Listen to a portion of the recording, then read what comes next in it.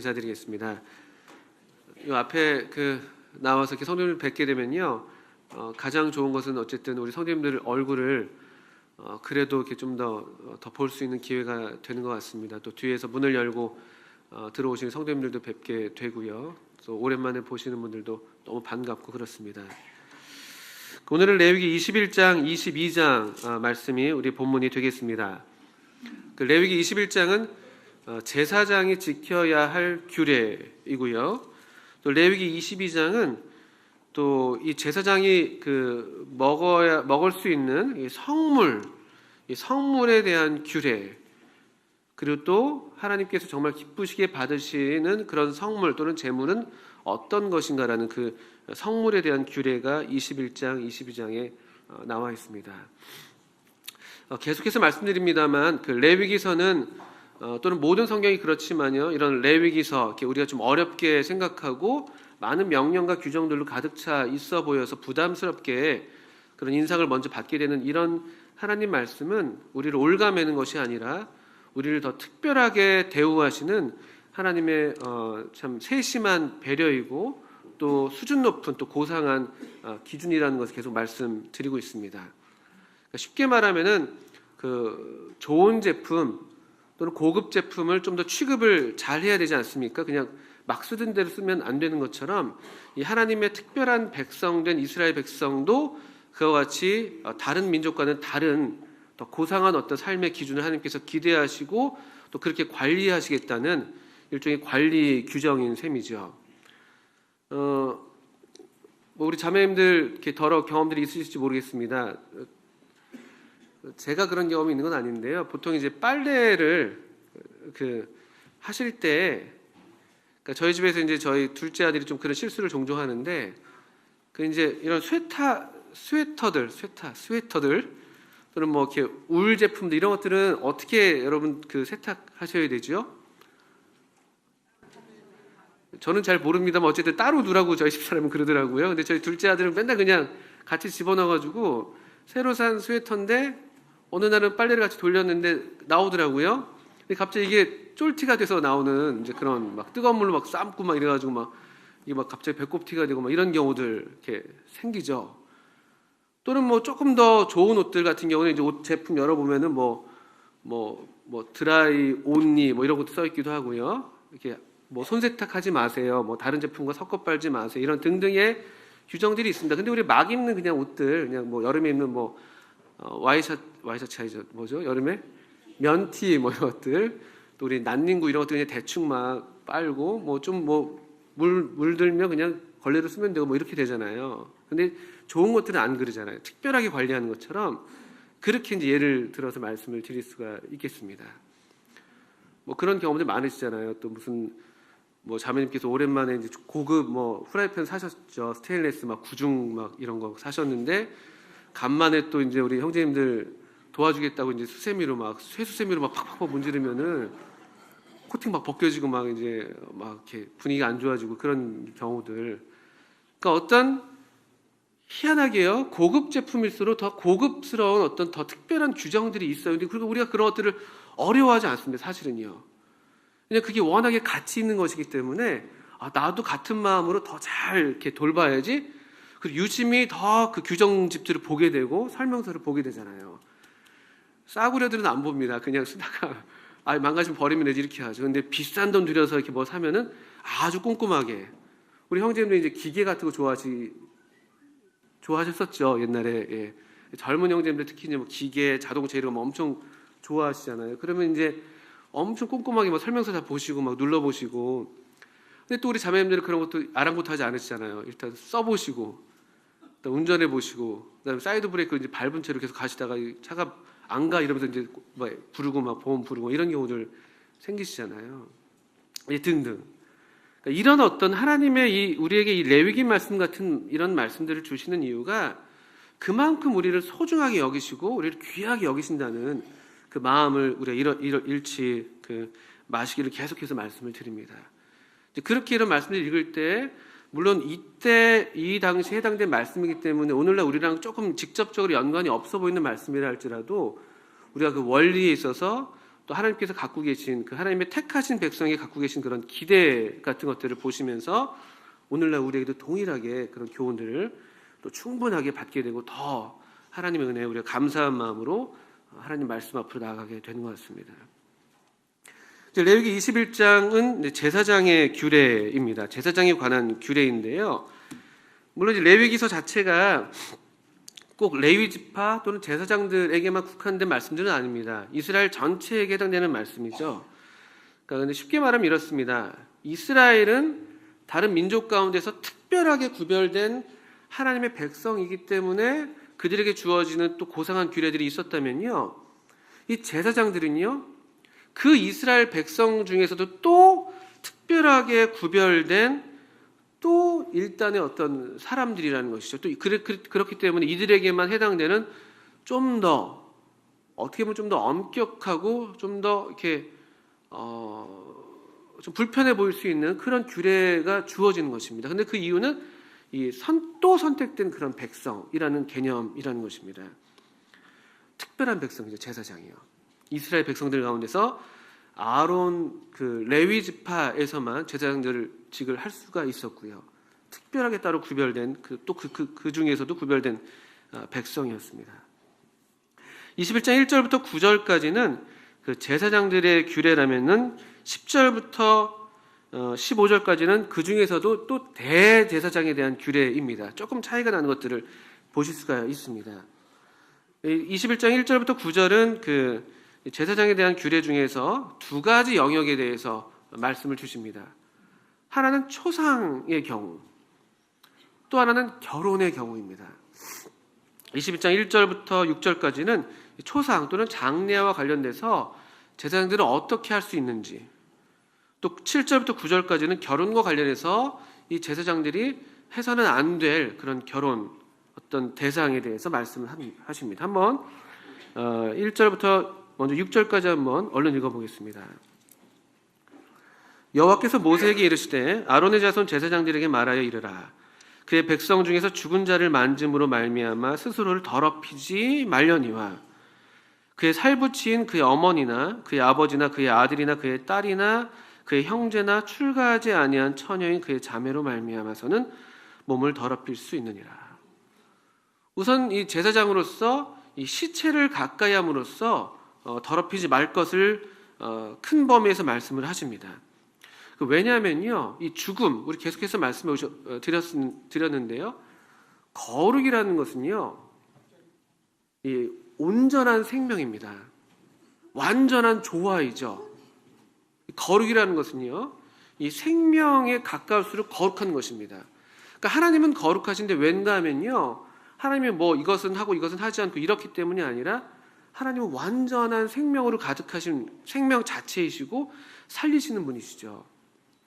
이게 이제 하나님이 거룩하시다고 할 때 우리가 그런 측면에서 우리가 이해하게 되는 면이 있습니다.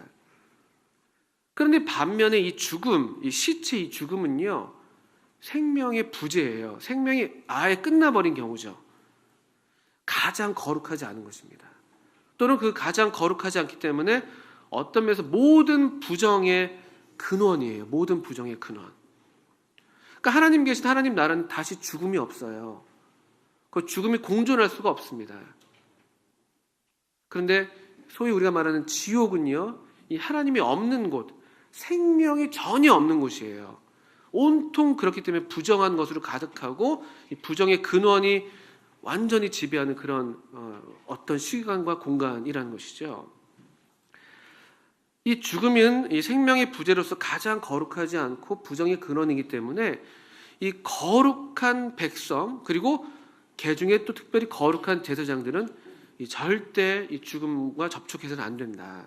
이런 규례를 주고 계신 것이죠. 너무나 합당한 규례입니다. 그런데 그 중에서 2절과 3절에서 단 예외적인 조항이 있는데 어떤 이제 우리 그 인간적인 측면이 있죠.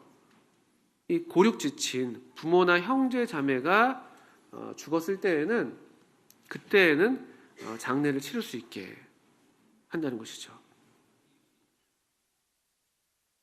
이게 장례에 관련해서 우선적으로 제사장들에게 주시는 규례입니다. 5절 말씀 같은 경우는요, 역시 장례에 이어지는 말씀인데요, 제사장들은 머리털을 깎아 대머리 같게 하지 말며 자기의 수염 양쪽을 깎지 말며 살을 베지 말고, 우리 뭐 앞에서도 뭐 문신하지 말고 이런 말씀들이 또 18장 이런 데도 있었는데요. 이건 뭐 그냥 어떤 외모 무슨 헤어스타일에 대한 규례라기보다는요, 이게 이제 그 당시 이방 풍속 가운데 이방인들은 이 장례식 때 특별하게 애도의 표시로 또 죽은 망자의 혼을 뭐 달랜다든지 그들로 또 죽어서 어떤 더 좋은 데 가게 한다든지 해서 이런 어떤 그런 제의적인 어떤 의식으로 머리를 더 깎아서 자기의 슬픔을 더 표현한다든지, 아니면 이 땅에서 내 살을 오히려 베고 살에 상처를 줘서 내가 대신 고통을 뭐 감당해서 망자로 하여금 더 좋은 데로 가게 한다든지 이런 어떤 종교적인 의미가 있었습니다. 이런 어떤 이방 풍속을, 이 장례와 관련해서 또 이방 풍속을 따르지 않게 얘기하시는 것이죠. 오늘날 우리에게 적용할 수 있는 면들이 많이 있습니다. 또 궁극적으로 그렇기 때문에 우리가 죽은 자들을 위해서 무엇을 할 수 있는 일들이 없어요. 사실은요. 죽음으로써 이제 끝나는 것이죠. 이 제사장들이 그 상대하고 제사장들이 취급해야 될 일들은요, 생명과 관련된 것들. 왜냐하면 우리 하나님은 죽은 자의 하나님이 아니라 산 자의 하나님이시기 때문에 지금 여기 살아있는 이 거룩에 그래도 동참하고 있고 이 생명을 유지하고 있고 나눠 갖고 있는 이 사람들을 상대로 하는 일이 제사장의 직무였습니다. 죽음과는 상관이 없는 거예요. 그렇기 때문에 이 죽은 자를 위한 여러 다양한 의식들을 갖고 있는 이방 종교 풍습과 이 소위 이 하나님 백성들의 어떤 신앙은 근본적으로 다를 수밖에 없습니다. 생각해 보세요. 우리 기독교, 소위 우리 기독교랑 다른 종교의 차이 중에 하나가 뭐냐면요, 죽은 자들을 위해서 우리가 할 수 있는 게 없어요. 기독교는요. 근데 희한하게 다른 종교들은요, 살아있을 때의 어떤 삶, 또 그리고 영원한 삶에 대해서 어떤 관심하기보다는 살아있을 때는 그냥 뭐 마음대로 살게 한 다음에 죽고 나서야 그제서야 거기서 우리가 뭘 해가지고 어떻게 또 그분들을 위로하고 또 어떻게 좋은 데를 더 보내드릴까, 이런 데 관심을 더 많이 가져서 사실은 이 장래에 대한 의식이 굉장히 오히려 발달되어 있죠. 우리나라만 봐도 그렇지 않습니까? 그것이 이제 전통이고 또 유교이고 또 일종의 예와 관련된 면이라고 해서 우리가 많이 존중하는 면이 있습니다만, 사실은 어떤 면에서는 우리 하나님 백성과는 맞지 않는 부분이 사실 많은 것이죠. 그렇기 때문에 우리가 또 그런 일에 동참하기가 어려운 면이 있는 것이죠. 제사장은 거룩하신 하나님, 이 생명이신 하나님과 관계하는 사람이기 때문에 이 죽음과는 관계하지 않은 그런 규례가 주어지고 있습니다. 7절부터 9절은 이제 결혼에 대한 부분입니다. 왜 장례와 왜 결혼이 특별히 제사장 규례에서 두 가지 의식이 거론되고 있는가? 이것이 어떤 면에서 거룩의 가장 핵심적인 부분이기 때문에 그렇습니다. 이 장례는 아까 말씀드린 부분이고요. 이 죽음이라는 것. 이 결혼은 또 이제 어떤 측면이 되냐면요, 우리 성경에서 볼 때 결혼하게 되면요, 배우자와 내가 한 몸이 되는 것이라고 분명히 말씀하십니다. 어떤 내 존재 전체에, 내 존재 근원에 직접적으로 영향을 주는 것이 사실은 결혼이죠. 완전히 하나가 되는 것이기 때문에. 그러니까 결혼은 대단히 중요한, 하나님 백성에게 있어서 대단히 중요한 어떤 영역입니다. 그렇기 때문에 아무하고 결혼할 수가 없는 것이고, 그렇기 때문에 아무렇게나 결혼 생활을 할 수가 없는 것입니다. 이 한 몸이 되는 원리가 결혼 안에 있기 때문에, 그 신비가 결혼에 있기 때문에, 하나님이 그렇게 제정하셨기 때문에 우리가 아무하고 결혼할 수가 없는 것입니다. 여기 제사장들에게는 7절에 보시면 부정한 창녀나 이혼당한 여인을 취하지 말아라. 이는 그가 여호와 하나님께 거룩합니다. 이렇게 얘기하고 있습니다. 또 9절에는 제사장의 딸이든지 행음하여 자신을 속되게 하면 그의 아버지를 속되게 함이니 그를 불사를 지니라. 이 결혼과 관련, 성적인 부분과 관련해서 이 결혼해서는 안 될 이런 대상에 대해서 그 당시에 이렇게 말씀하고 있는 것이죠. 또 특별히 딸들의 관리를 철저히 할 것도 더불어 말씀하고 있습니다. 그래서 오늘날 역시 우리도 이와 같은 면에서 하나님의 백성이라면은 이 소위 우리 하나님을 믿는 이 자녀 가운데서 함께 같은 신앙 안에서, 같은 생명 안에서 우리가 결혼하고 한 몸을 이루는 것이 합당한 것이 되는 것입니다. 또 결혼에서도 이와 같이 계속 우리가 혼인을 귀하게 여기고 침소를 더럽히지 않고, 한 남자는 평생 한 여자를 알고 한 여자는 평생 한 남자만을 아는 그런 거룩한 결혼 관계를 유지해야 되는 그런 중요한 이유가 또 여기에 있습니다. 우리 존재 전체에 영향을 주는 것이 결혼이라는 것이죠. 두 번째로 21장 10절부터 15절까지에서는 제사장 중에서도 대제사장들에 관련된 규례입니다. 똑같습니다. 패턴이, 영역이 장례와 결혼입니다. 그런데 이제 장례에 관련해서는 좀 더 다르게 제시되어 있는 것들을 발견하실 수가 있습니다. 21장 11절 보시면요, 어떤 시체든지 가까이 하지 말지니 그의 부모로 말미암아서도 더러워지게 하지 말며. 아까 제사장들은 그래도 고륙지치는 그때는 이제 그 초상을 같이 치르고 잠깐 부정해지는 것을 허용해주고 그 다음에 다시 또 정결케 해라, 이런 말씀을 주셨다면요, 대제사장은요, 부모로 말미암아서 더러워지게 하지 말라는 그런 더 엄격한 규례가 주어지고 있습니다. 책임이 더 큰 만큼, 또 그가 이 하나님 앞에서 그 맡은 직분이 더 뭐라고 표현할까요? 더 고상한 만큼 어떤 면에서 요구 조건이 더 올라가는 것을 보게 되죠. 오늘날 우리가 이 초상집에 참여하면 안 된다, 이런 의미를 말씀드린 게 아닙니다. 그만큼 이 당시에 이 거룩에 대한 이 하나님의 기준이 높았다는 것을 말씀을 드리고요. 또 오늘날 우리도 우리 삶의 영역에서 오늘날 우리 시대에 또 이런 원리를 따라서 어떻게 우리가 더 거룩에 대해서 기준을 높게 또 가져야 할지도 우리가 교훈을 받게 되죠. 어려운 일이잖아요. 실제로 그래서 우리 앞서서 레위기 10장에서도 아론이 두 아들이 죽었을 때에도 1절 장례에 참여하지 않았습니다. 또 에스겔 28장에서 에스겔이 자기 아내가 죽었는데도 그도 전혀 슬퍼하는 기색을 하지 않았습니다. 대제사장이기 때문에 하나님께서 명하신 그것이 인간적인 어떤 규례를 뛰어넘는 우리의 상식을 더 초월해서 우리에게 요구하는 것들이 있을 때가 있는 것이죠. 그래서 큰 원리에서 볼 때 우리가 마땅히 부모님을 공경하고 또 우리의 형제 자매들을 사랑하고 이런 것들은 마땅한 것이지만, 그러나 큰 원리에서 볼 때 아비나 어미를 우리 주님보다 더 사랑하는 자는 합당하지 않다, 이런 말씀도 우리가 떠올리게 됩니다. 한번 잠깐만 마태복음 8장에서 그 말씀을 보실 수가 있겠습니다. 마태복음 10장이군요. 마태복음 10장에 주님을 찾아온 제자가 이제 주님과 이런 대화를 나눴을 때, 10장은 다른 문맥인데요. 10장을 먼저 보겠습니다. 10장 37절 말씀. 주님을 향한 사랑이 너무나 크기 때문에 다른 어떤 아무리 우리 그 인간적인 최고의 사랑이라 할지라도 주님에 대한 사랑에 빗대면은 비할 게 못 된다는 그런 원리를 보여주는 말씀인데요. 10장 37절입니다. 아버지나 어머니를 나보다 더 사랑하는 자는 내게 합당하지 아니하고 아들이나 딸을 나보다 더 사랑하는 자도 내게 합당하지 않다. 이 대제사장 같이 하나님께 최고의 직분을 받아서 하나님께 가장 가까이 나가는 이 사람들은 어떤 면에서 하나님이 가장 그들의 삶에서 최고한 우선순위를 차지하고 있었다는 것이고요. 이 원리가 오늘날 우리에게도 동일하게 적용이 사실 됩니다. 우리가 이런 종교적인 어떤 이유로 고르반하면서 우리 누가복음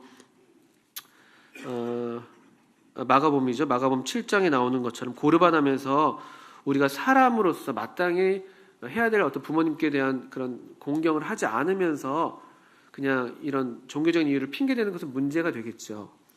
그러나 우리 진짜 삶의 우선순위에 있어서 하나님이 우리 삶의 가장 최고한 자리에 있는가, 이런 질문은 해야 될 질문입니다. 왜냐하면 요즘에는 선진국이 되면 될수록, 우리 옛날에도 물론 그랬습니다만, 더 이제 가족 중심의 삶을 살게 되죠. 가족이 최고의 어떤 그 가치를 갖게 되는. 근데 그게 물론 우리 인간적인 기준에서 그게 맞습니다. 근데 어떤 때에는 정말 하나님이 어떤 말씀들을 하실 때 또 가족보다 더 우선해서 하나님이 더 우선되는 그런 경우들이 있을 수 있습니다. 그리고 설령 그런 경우를 만나지 않는다 할지라도 우리 삶의 어떤 그 원리에 있어서 하나님이 우선입니다. 그 이제 선진국들을 보게 되면요, 뭐 예외적인 경우들이 있고 어쩔 수 없는 경우들이 있는데 점점 가족 중심이 돼요. 가족이 즐기는 게 가족이 행복하고 가족끼리 더 즐겁고 이것이 더 이제 우선순위가 돼서 교회는 하나님의 집인 교회는 점점 더 이렇게 쇠락해가는 그런 경우들이 있습니다. 좀 더 이제 물질적인 여유가 생기고 시간적인 여유가 생길 때 그 물질과 그 시간의 여유가 이제 어디로 가느냐. 우리가 뭐 그걸 하지 말아야 된다 이런 말씀을 드리는 게 아니죠. 우리 삶의 우선순위에 있어서 조심하지 않으면은 좋은 것이 가장 좋은 것을 밀어내는, 차선이 최선을 밀어내는 그런 경우. 그럴 때가 위험한 것이니, 왜냐하면 그럴 때는 이게 나쁜 게 아니기 때문에 그게 그렇게 잘못됐는지 잘 알아채기가 어렵습니다. 나쁜 게 아니니까. 참 미묘한 부분이 있고 또 성령 안에서 예민하게 우리가 그 생각할 부분이 있습니다. 어떤 그냥 하면 된다, 하면 안 된다 이런 측면이 아니라 때마다 다를 것이고 경우마다 다를 것이고, 그래서 주님이 주시는 그런 마음들을 따라서 선한 양심을 따라서 우리의 삶을 또 살아갈 부분들이 있겠습니다. 그러니까 대제사장은 어쨌든 훨씬 더 엄격한 그런 기준을 요구받고 있는 것이죠. 이것이 일종의 제자도의 대가라고 말씀하시는 것이죠. 다른 복음서에서 어떤 사람이 주님을 따르겠다고 할 때 지금 제가 나로 먼저 가서 제 부친을 장사하게 하십시오 이렇게 잠깐 미루죠. 그럼 주님이 아주 엄하게 말씀하셨어요. 죽은 자들로 가서 죽은 자를 장사하게 하라. 그리고 너는 가서 하나님의 나라를 전파해라. 이런 원리, 이 제자도의 어떤 대가로서, 참된 제자로서 우리가 또 생각할 부분입니다. 또 결혼과 관련해서는요, 대제사장은 아까 21장 13절부터 15절까지는 처녀와 결혼할 것을 명시해 두었습니다. 아까 제사장들의 결혼에 대해서는 그냥 하지 말아야 할 대상이 누군가를 얘기했다면요, 여기 이제 결혼할 대제사장에는 결혼할 대상을 직접적으로 언급하는데 이 처녀와 결혼할 것을 언급을 말씀을 하십니다. 그다음 21장 16절부터 24절까지는요, 제사장의 신체적인 어떤 요구 조건 또는 신체적인 자격을 얘기합니다. 간단히 말하면은 육체에 흠이 있는, 이 성경적인 표현에 따르면은, 성경에 있는 표현 그대로를 따르면은 육체에 흠이 있는 자는 가까이 오지 못하게 하셨습니다. 21장 18절 말씀을 보시면요, 누구든지 흠이 있는 자는 가까이 하지 못할지니 곧 맹인이나 다리 저는 자나 코가 불완전한 자나 지체가 더한 자나 등등등 하면서 12가지 조건을 얘기합니다. 이것이 무슨 뭐 소위 이제 신체에 장애가 있다든지 또는 몸이 불편한 분들에 대해서 어떤 차별하는 그런 것이 아닙니다. 또 우선적으로 이 제사장들은 이 영적으로 또 도덕적으로 완전함을 그의 어떤 그 몸으로서도 상징적으로 나타내야 될 그런 사람이었기 때문에 건강한 그런 사람을 요구하는 것이죠. 또는 이 제사장 직분의 이 역할이 굉장히 엄중하고 또 사실은 이 건강한 사람도 감당하기 어려운 일일 수 있기 때문에 좀 몸이 불편한 분들을 이렇게 좀 이렇게 배려해서 그렇게 또 이렇게 자격을 또는 이렇게 요구 조건을 두셨다고도 볼 수가 있습니다. 쉽게 말하면요, 군대에 다 가는 게 아니거든요. 그 엄청난 훈련을 감당해야 되고 무거운 뭐 이거를 해야 되고 막 뛰어야 되고 막 그러지 않습니까? 그래서 우리가 군에 들어가기 전에 신체 검사를 하고 거기에 적합한 사람만 이제 들어가는 것이잖아요. 그걸 우리가 차별이라고 말하지 않습니다. 저는 그래서 면제 받았습니다. 가고 싶었다고는 말씀드릴 수 없습니다. 근데 어쨌든 조건이 안 돼서 못 가는 것이죠. 그런 이치입니다. 그것이 차별이 아닙니다. 얼마 전인가요? 몇 년 전에 왜 우리나라에서 우주인 나왔었어요. 그죠? 우주인 선발 자격, 러시아에서 뭐 이렇게 막 해가지고 하는데 엄청 엄격하고 막 그랬더라고요. 왜냐하면 우주라는 그 시공 그 공간이 대단한 체력을 요구하고 대단한 정신력을 요구하고 그런 자격들이 아주 많았죠. 처음에는 제가 알기로는 어떤 다른 남자분이 고씨였던 것 같습니다. 그죠? 고산이었던가요? 그죠? 그 연구원이 먼저 됐다가 어떤 이유인지 결격이 돼서 이게 배제되고 그다음에 이제 이소연 씨가 이제 우주인이 됐었잖아요. 그런 것처럼요. 그러니까 아주 특별한 임무, 고상한 임무일수록 자격 요건은 높을 수밖에 없는 것이죠. 그런 차원입니다.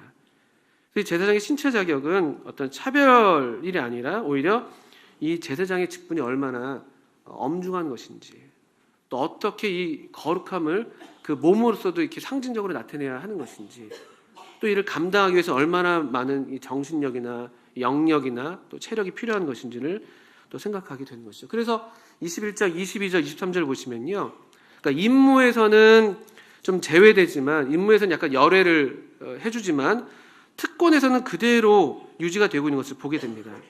21장 22절 보시면요, 그는 그의 하나님의 음식이 지성물이든지 성물이든지 먹을 것이나 휘장 안에 들어가지 못할 것이요 제단에 가까이 하지 못할지니, 이렇게 되어 있죠.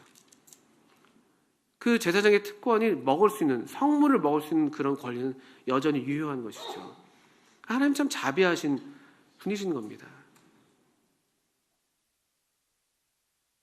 우선적으로 이렇게 말씀을 드릴 수가 있습니다. 이제 이어서 레위기 22장은요, 그럼 이 제사장들이 먹을 수 있는 그런 성물, 또 성물을 먹는 그 일에 대해서 어떤 규례가 또 주어지고 있습니다. 일단 성물에는 두 가지 종류가 있는 것을 다시 보게 되면, 아까 22절 우리가 읽었었는데요, 그는 그의 하나님의 음식이 지성물이든지 성물이든지 먹을 것이나, 그 성물은 아마 그 제단에 바쳐진 어떤 그런 거룩한 음식을 가리키는 것 같습니다. 이 성물의 종류가 다시 지성물이 있고 이 성물이 있는 것이죠. 지성물은 주로 이제 진설병, 성소 안에 있었던 그 진설병, 그 떡이죠, 떡. 그리고 속죄제와 속건제와 소제에 들여졌던 고기와 떡이 보통 지성물이라고 합니다. 이것은 제사장이 성막들에서만 먹을 수가 있는 음식입니다. 근데 일반 성물은 화목제라든지 또는 그 첫 이삭을 바친 그 곡물이라든지 이런 것들은 집에 가져가서 가족들과도 함께 먹을 수 있고, 또 제사 드린 사람과도 함께 공유할 수 있는 그런 음식이었습니다. 그런 구분이 먼저 있습니다. 그런데 22장에 오게 되면요, 이 성물, 이것이 거룩한 음식이기 때문에 부정해진 제사장은 성물을 먹을 수가 없는 것을 22장 3절부터 9절까지 보게 됩니다. 3절만 읽어보겠습니다. 그들에게 이르라, 누구든지 너의 자손 중에 대대로 그의 몸이 부정하면서도 이스라엘 자손이 구별하여 여호와께 드리는 성물에 가까이 하는 자는 내 앞에서 끊어지리라. 이 부정해진 제사장은 이 성물을 먹을 수가 없었습니다.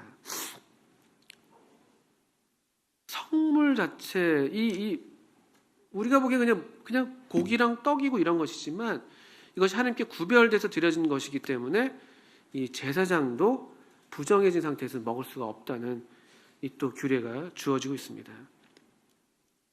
그러니까 이 제사장이라 할지라도 그가 어떤 상태냐에 따라서 누릴 수 있는 특권들의 어떤 이 제한들이 생기는 것을 보게 되죠.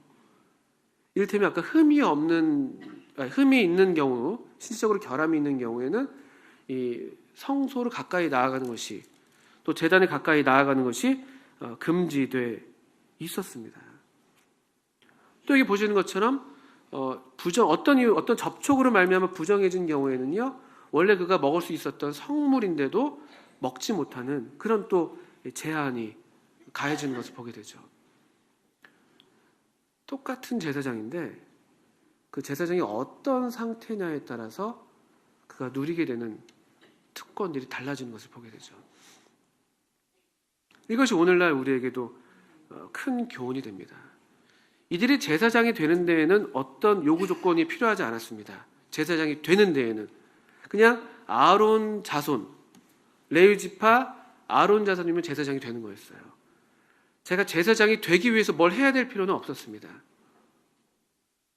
그런 면에서 오늘날 우리가 누리고 있는 제사장직과 유사하죠. 우리가 제사장직을 얻기 위해서 우리가 할 수 있는, 해야 될 것들이 없습니다. 그냥 하나님으로부터 다시 태어나는 것 외에는, 그 아론 지파에서 나는 것이 제사장이 될 수 있는 유일한 자격 조건이 되는 것처럼요, 오늘날도 마찬가지죠. 하나님의 자녀로서 우리가 거듭나게 되는 순간 우리가 오늘날은 다 제사장이 되는 것입니다. 그런데 동일한 제사장이라 할지라도 우리가 어떤 상태냐에 따라서 우리가 누릴 수 있는 권한이 달라요. 실제로 그렇지 않습니까? 그럼 잘 생각해 보십시오. 어떤 성도님들은 더 하나님께 가까이 나가 계신 성도님들이 있어 보여요. 더 하나님과 친밀히 교제합니다.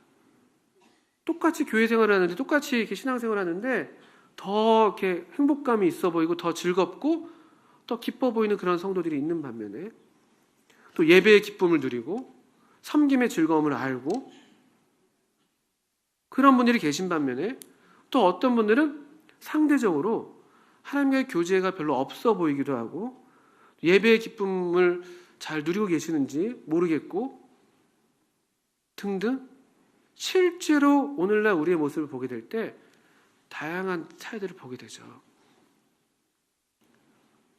왜 그렇겠습니까? 우리가 모두 다 동일한 제사장들인데 우리의 상태죠, 상태. 얼마나 나 역시 거룩한 삶을 살고 있는지, 얼마나 나 역시 하나님의 생명에 붙어 있는지, 그 가지가 나무에 붙어 있어야지만 열매를 맺는 것처럼 얼마나 이 나무 대신 우리 주님께로 내가 붙어 있어서 그렇게 교제를 누리고 있는지, 이런 차이일 겁니다. 또는 이 제사장들이 뭐 시체라든지 뭐 아니면 병이라든지 또는 뭐 부정한 벌레에 접촉이 돼가지고 부정해졌던 것처럼, 또는 우리 삶에 어떤 부정한 것들이 들어와 있기 때문에 우리가 이 제사장의 특권과 또 권한들을 충분하게 누리지 못할 수 있다는 것이죠. 그러지 않다면 얼마든지 누릴 수 있는 것들이거든요.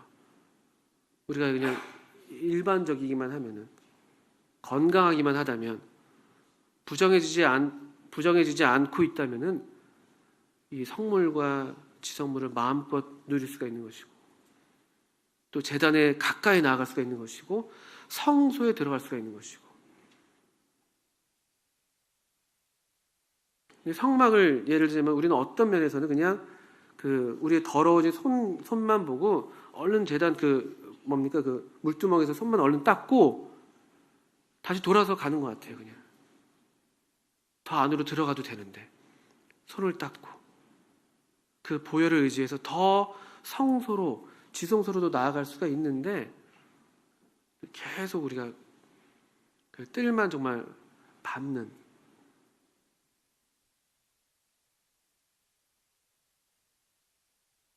그런 것은 아닌가. 저 자신이 그렇고 생각해 보실 만한 중요한 도전적인 교훈이 됩니다. 22장 17절부터 이 33절까지는 이 제물에 대한 부분입니다. 앞에 부분은 이제 제사장과 관련해서 제사장이 먹을 수 있는 제물에 대한 부분까지 이어졌다면, 이제 제물이 어떤 제물이야 하는가, 여호와께서 기쁘게 받으시는 제물은 어떤 것인가라는 그 말씀이 17절부터 33절까지 나와 있는데요. 여기서 이제 계속 반복되는 말씀은 제가 찾아보니까 6번 반복되는데요. 19절, 20절, 21절, 23절, 25절, 27절인데, 기쁘게 받으심이 되도록, 기쁘게 받으심이 되도록. 제물은 제물인데 기쁘게 받으심이 되도록 어떻게 제물을 드려야 하느냐, 어떤 것을 드려야 하느냐. 그러니까 19절을 보니까 기쁘게 받으심이 되도록 소나 양이나 염소의 흠없는 수컷으로 드릴지니.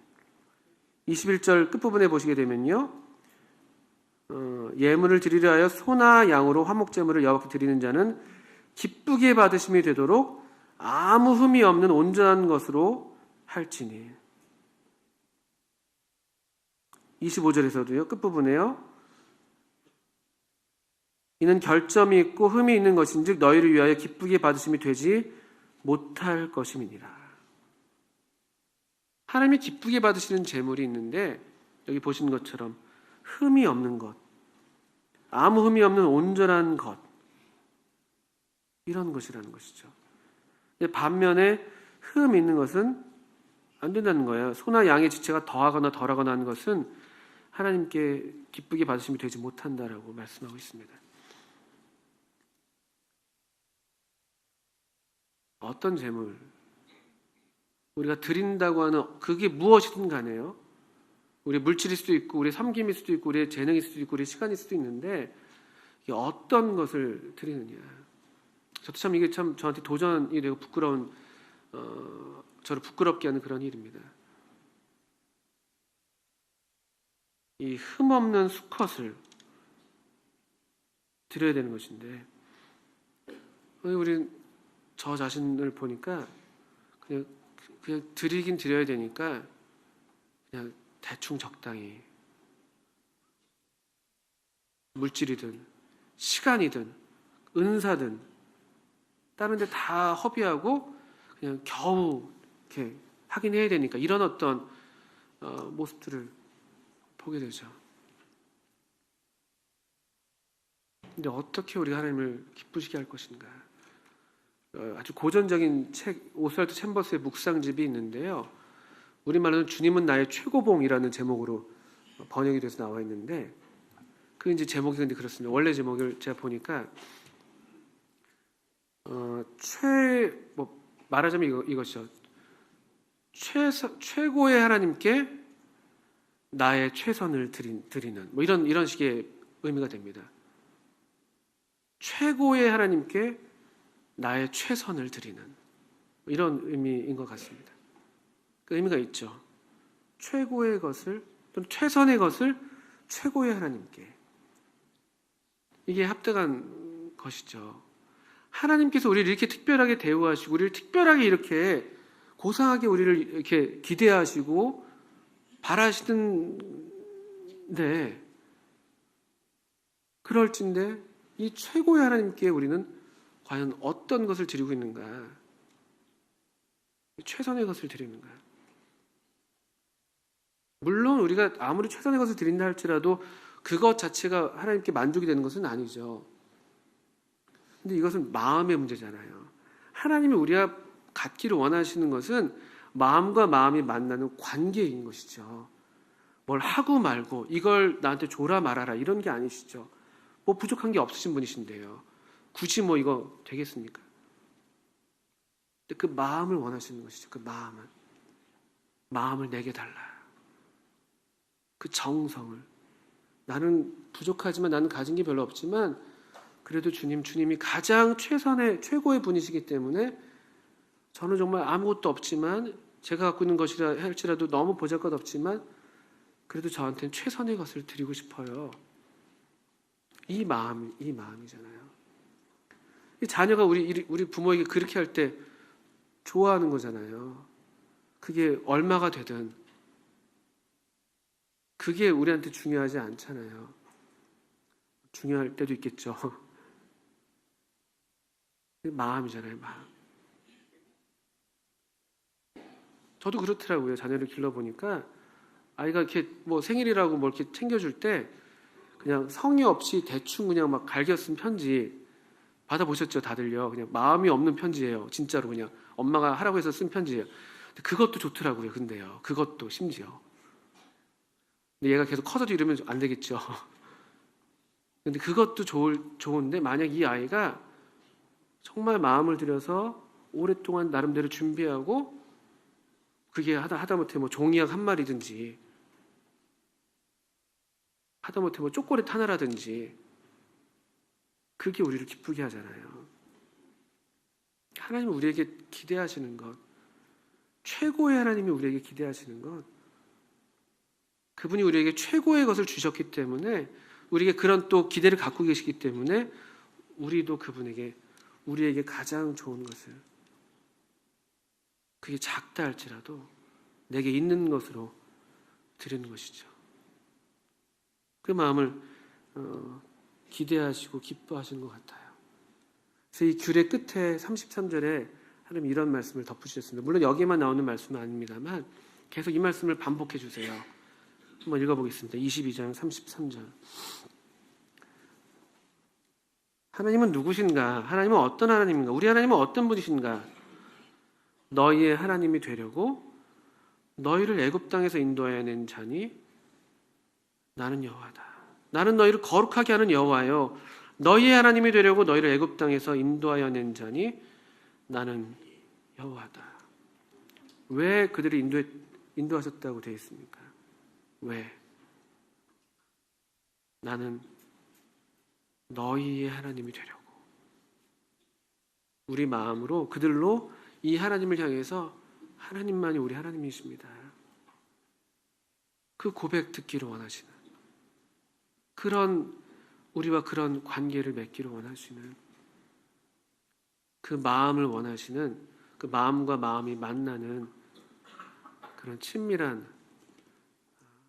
사귐을 원하시는 하나님의 마음을 또 보게 되는 것이죠. 바라기는 우리도 이 하나님의 마음을 또 헤아리고 또 알아서 우리도 기쁜 마음으로 또 하나님께 우리의 가장 좋은 것을 드릴 수 있다면, 또 그게 사실 우리의 몸이죠. 로마서에서는 우리 몸을 거룩한 산 제물로 드리라고 말씀하시고, 고린도전서 6장 19절 20절에는 너희는 너희의 것이 아니요 값으로 산 것이 되었으니 그러지 너희 몸으로 하나님께 영광을 돌리라고 되어 있죠. 하나님이 우리를 너무 비싼 값을 주시고 우리를 사셨거든요. 우리는 하나님께 그렇게 소중하고 가장 존귀한 존재, 가장 귀하고 아끼시는 그런 보물 같은 존재가 우리 되어 있거든요. 우리도 그분을 가장 보배롭게, 가장 존귀한 분으로, 우리의 가장 사랑하는 분으로, 우리 삶의 최우선으로 모시고 또 그렇게 우리 자신을 드려야 되겠습니다. 우리 함께 기도하시고 말씀을 마치겠습니다.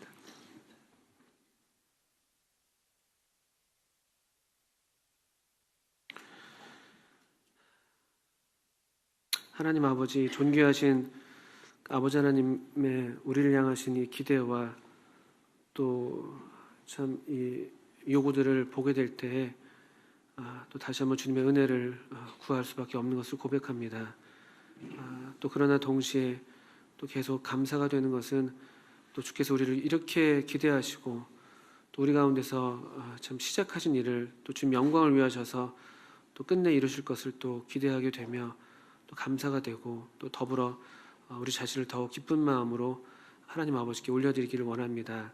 주님, 우리 모든 성도님들을 도와주시고 또 저를 도와주셔서 우리로 참 최고의 제물 되셨던 우리 주님을 의지해서 또 우리 주님과 더불어서 또 우리 자신을 거룩한 산제물로 드리는 그런 하나님의 제사장들 되게 해주시기를 기도합니다.